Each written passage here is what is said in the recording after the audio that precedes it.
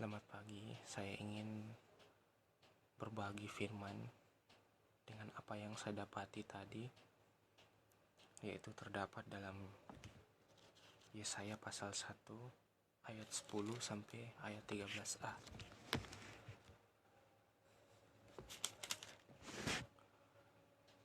Di bawah perikop, bertobat lebih baik dari mempersembahkan korban. Dengarlah firman Tuhan, hai pemimpin-pemimpin manusia Sodom. Perhatikanlah pengajaran Allah kita, hai rakyat manusia Gomora. Untuk apa itu korbanmu yang banyak-banyak?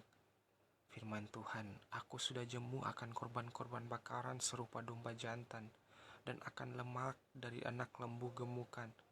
Darah lembu jantan dan domba-domba dan kambing jantan tidak kusukai. Apabila kamu datang untuk menghadap di hadiratku, siapakah yang menuntut itu daripadamu? Bahwa kamu menginjak-injak pelataran bait suciku. Jangan lagi membawa persembahanmu yang tidak sungguh, sebab baunya adalah kekejian bagiku.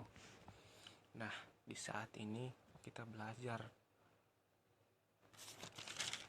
dalam kitab Yesaya, murkanya Tuhan terhadap Sodom dan Gomora membuat kita belajar atas tekanan apapun, persembahan yang kita harus berikan harus murni.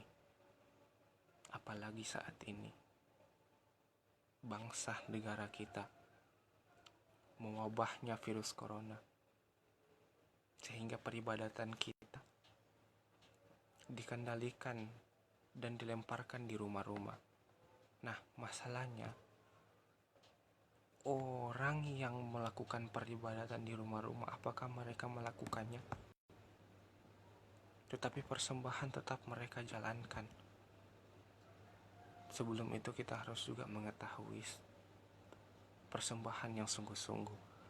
Persembahan yang Tuhan kenan yaitu persembahan hidup, diri, tubuh untuk dapat diserahkan kepada Tuhan Yesus Kristus. Mengapa? Ya, karena kita dibentuk untuk dapat menyerahkan hidup kita kepadanya yang membentuk, untuk dapat dipakai melakukan segala sesuatu yang Dia inginkan menurut kemuliaan dan kuasanya. Nah, di saat ini dampak positif, dampak negatif membuat maraknya di masyarakat. Tapi yang kita lupa saat ini bahwa kita tidak mempersembahkan tubuh, hidup, bahkan segala sesuatu, perkataan dan perbuatan pun kita tidak dapat bisa mempersembahkan kepada Tuhan. Kita hanya berpatokan dengan memberikan persembahan ucapan syukur dengan sebuah uang. Itu melambangkan ucapan syukur. Tetapi kita belajar dalam kitab Yesaya ini bahwa Sodom dan Gomora itu melakukan segala sesuatu yang tidak berkenan kepada Tuhan. Mereka tetap memberikan persembahan kepada Tuhan, tetapi Tuhan tidak menerima. Apa yang dikatakan dalam ayat 12 dan 13a, apabila kamu datang untuk menghadap hadiratku, siapakah yang menuntut itu daripadamu, bahwa kamu menginjak-injak pelataran bait suci? Nah, setiap orang yang memberikan persembahan tidak sungguh-sungguh, tidak menurut daripada apa yang ia dapat rasakan dalam hidupnya, maksudnya dengan apa yang ia alami dalam hidupnya, bahwa sesungguh-sungguh hikmat, bahwa sungguh-sungguh anugerah berkat dari Tuhan itu daripada Tuhan. Jangan lagi membawa persembahanmu yang tidak sungguh, sebab baunya adalah kekejian bagiku. Nah, seringkali kita menjadi orang yang beriman tidak dapat memahami bahkan segala sesuatunya. Seorang yang beriman itu memikirkan bahwa persembahan apapun juga, dalam bentuk apapun juga akan diterima. Tetapi kita harus mengetahuinya. Kembali dari apa yang kita harus pahami dalam Alkitab ini, bahwa persembahan yang sungguh-sungguh adalah diri kita sendiri. Sebab Allah menuntut hati kita, apakah kita memberikan yang terbaik. Dan seperti cerita Kain dan Habel, biarlah kita menjadi orang yang beriman dalam keadaan yang seperti ini. Beriman, dengan sungguh-sungguh beriman, dengan keberimanan kita mempersembahkan segala sesuatu, ucapan syukur, persembahan yang berkenan di hadapan Tuhan. Kita tidak mengetahui apakah Tuhan menerima persembahan kita. Mungkin saja kita dipandang oleh Tuhan dengan persembahannya kita masing-masing seperti Sodom dan Gomora. Apa yang telah kita perbuat dalam hidup kita tidak berkenan di hadapan Tuhan, sehingga kita datang kepada Tuhan dan mempersembahkan kepada Tuhan. Apa itu tidak menjadi seorang munafik?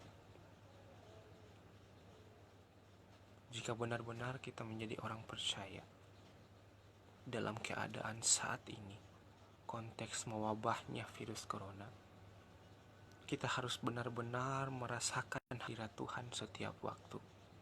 Dan saat itu pun kita menyerahkan hidup kita menjadi persembahan yang kudus. Dan benar, jika kita dapat memberikan segala sesuatu berdasarkan uang, ucapan syukur hanya sebatas uang untuk dapat diberikan ke gereja, apakah itu sungguh-sungguh dari hati kita?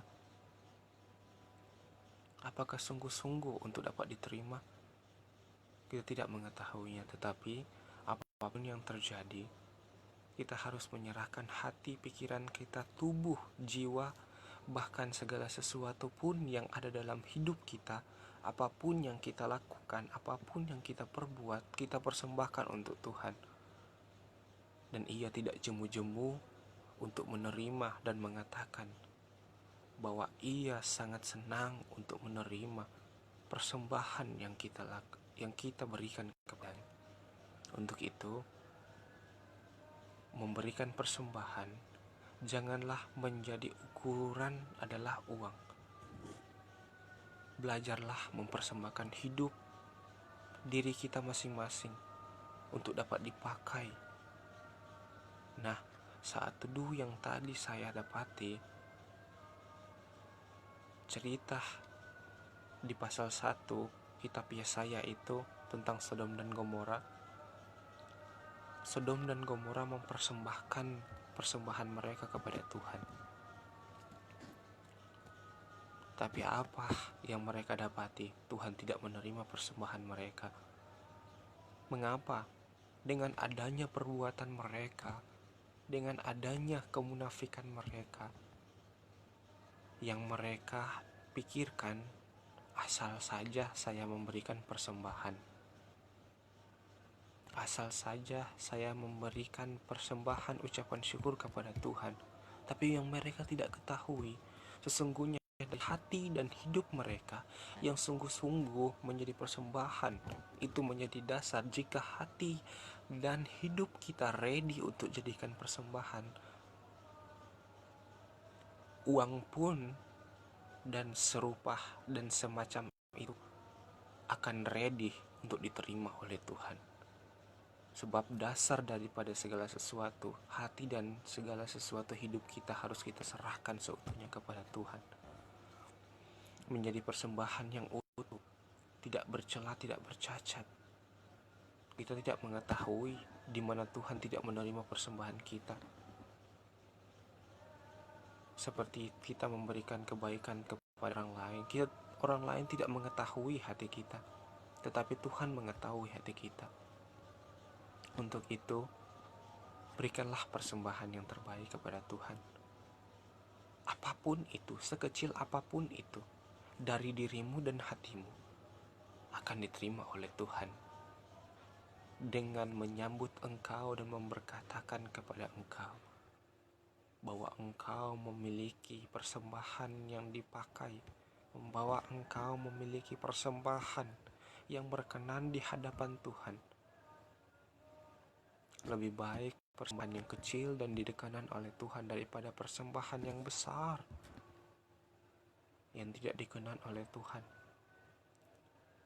Untuk itu saat ini biarlah firman Tuhan dapat menjadi berkat, dan biarlah teman-teman dapat termotivasi untuk menjadi saluran berkat dimanapun berada, dengan cara apapun lakukanlah dengan cara kemampuan teman-teman. Untuk itu, saya berterima kasih untuk dapat bisa mendapatkan ide live streaming di saat teduh 2 hari lalu. Sementara baca Alkitab, saya diberikan ide bahwa saya harus melakukan live streaming, dan sekalipun tidak ada orang yang dapat menontonnya, tetapi ada beberapa orang yang haus akan firman yang akan menontonnya. Untuk itu, biarlah kita pahami, apapun yang kita dapat lakukan setiap harinya menyangkut dengan firman Tuhan, jangan kita lakukan dengan hal-hal yang dapat membuat kita tidak dapat bisa menyeberang ke tempat hal-hal perkara yang besar. Jika kita dapat melakukan perkara-perkara yang besar, untuk apa kita berdiam diri perkara-perkara yang kecil? Untuk itu, ketaatan seseorang, kemampuan, dan segala sesuatu yang dimiliki keistimewaan seseorang itu hendaklah diperlihatkan dan jangan dapat bisa disembunyikan. Sebab pelita yang Allah berikan terhadap kita, kita tidak seharusnya sembunyikan, melainkan taruh di atas kaki dia, di atas meja, sehingga dia dapat bercahaya untuk menerangi ruangan itu. Biarlah kita menjadi seperti pelita, dan biarlah firman Tuhan dapat memberkati kita semua.